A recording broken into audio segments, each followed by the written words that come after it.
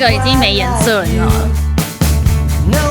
前阵子我姐和姐夫很难得的来洛杉矶找我玩，这次我们决定不玩洛杉矶市区，打算去洛杉矶东侧玩个2天1夜。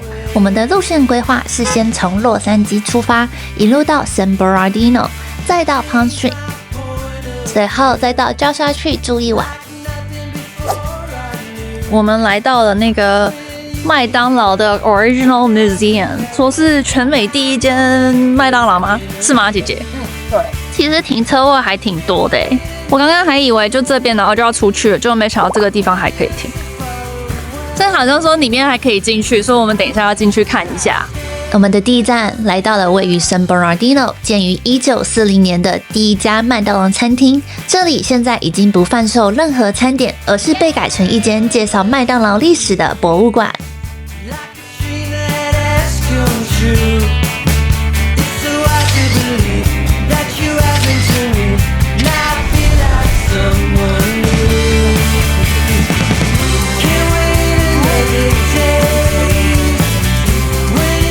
世界第一间麦当劳建立于1940年，由麦当劳兄弟 Richard McDonald 和 Maurice McDonald 所创立。当时他们打造了一套快速且标准化的出餐流程 Speedy Service System， 这也就是为什么麦当劳最早的吉祥物是一位小厨师手上举着写有 Speedy 的招牌。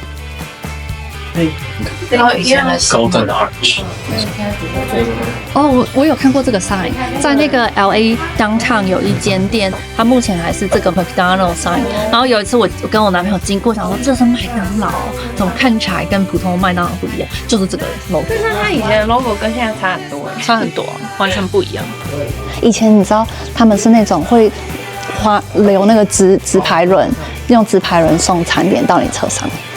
哦，这超帅的。哦，This shirt is worn in the movie。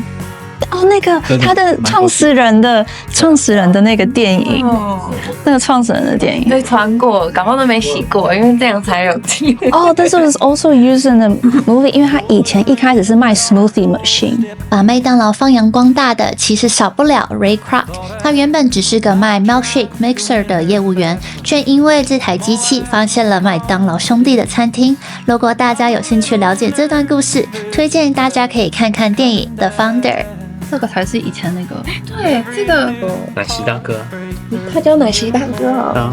哦，他有名字哦。以前的儿童餐给的东西很棒哎，还有盘子哎。以前麦当劳叔叔跟汉堡神都好可怕哦，看起来超可怕。哎，这个是一个 crown， 很像那个鬼娃娃恰吉之类的。你看小朋友哎，像 It， 哎，真的。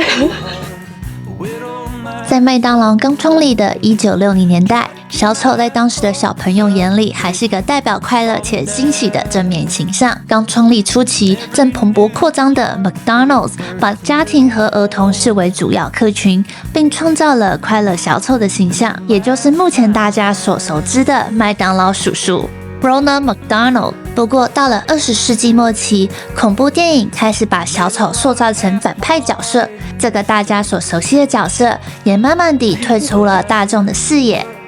这也是为什么麦当劳长期推出各种不同的儿童餐玩具，因为当初的方针不仅是贩售汉堡，同时也在贩售打开隐藏盒子时的那份期待感。小鹿斑比耶，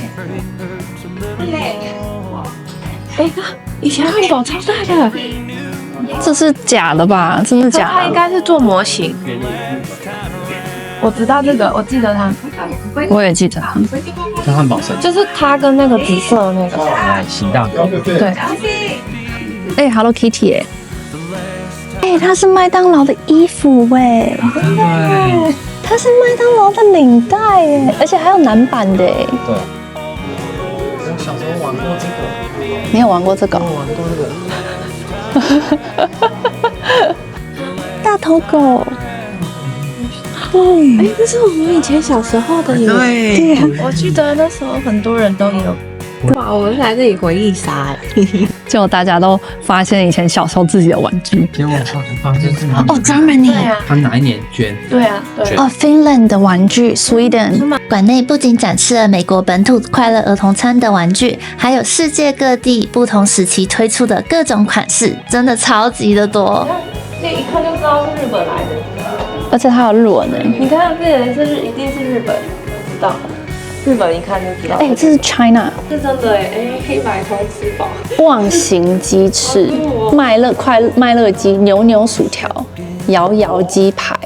哇，怎么觉得好像蜂蜜咖喱猪排堡哎？怎么我觉得好像？我觉得好吃，我想吃了。在吃东西耶，而且是那个101中狗哎，看到101中狗的，对啊，以前哇哦 ，massive collection。如果大家有机会经过，真的很推荐大家进去逛看看。接着我们就来到了 Palm Springs， 听说这里以前是好莱坞明星最爱的度假胜地，也因为这段历史背景，市区里其实可以看到不少古早电影的收藏品，还有一些让人意想不到的巨大雕像。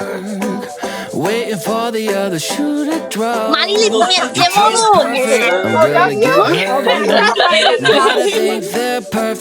随后我们还去了一间墨西哥餐厅探店，听说这间餐厅曾经被米其林指南提到过。Say hi to camera。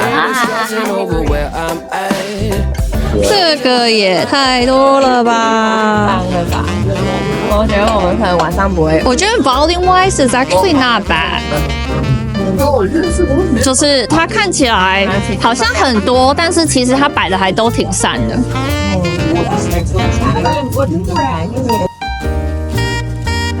好吃吗？神经。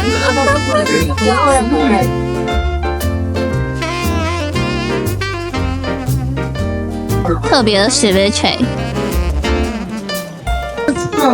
哇，它海鲜好新鲜哦！超级新鲜 ！Oh my god！ 你们这个吃了吗？这是什么啊？有点忘了。它是什么 taco chip， 然后里面是这个豆子打成泥，里面打成泥，然后像水饺一样吗？然后包起来拿去炸。味道。我觉得豆子的味道有点太重到有点不知道那橘色的酱是什么酱。我是觉得本身喜欢那种芋泥那种黏黏的口感的话，会喜欢吃这种。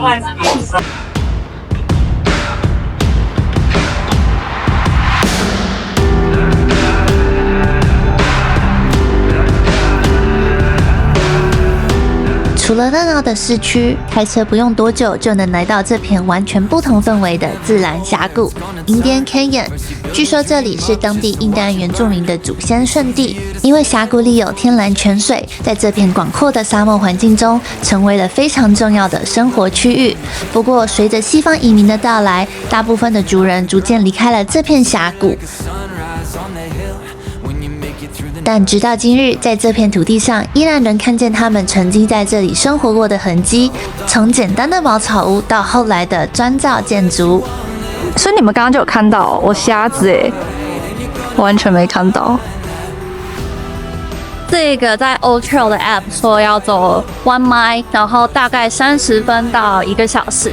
但我们发现，虽然这个 Trail 说是 Easy Trail， 但它路上还挺多石头，然后有很多路障，所以不是那么的适合小孩子爬。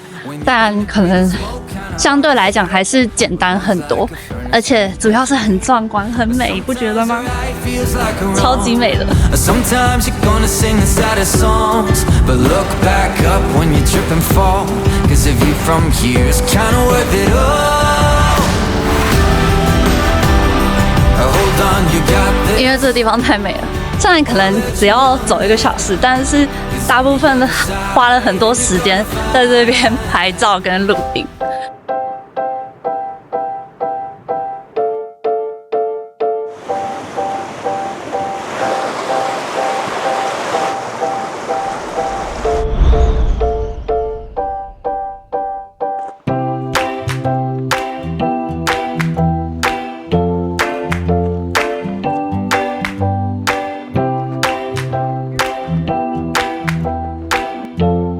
这条健行路线走到后半段，景色和前面完全不一样，银灰色的。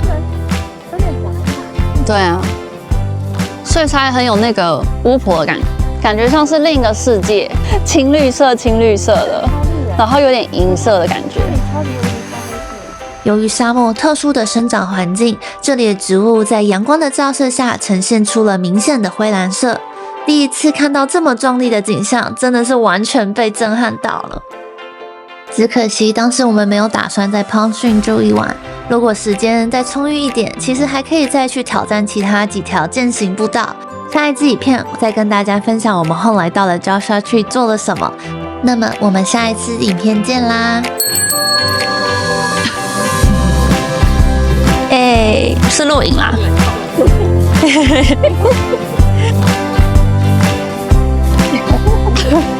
傻眼。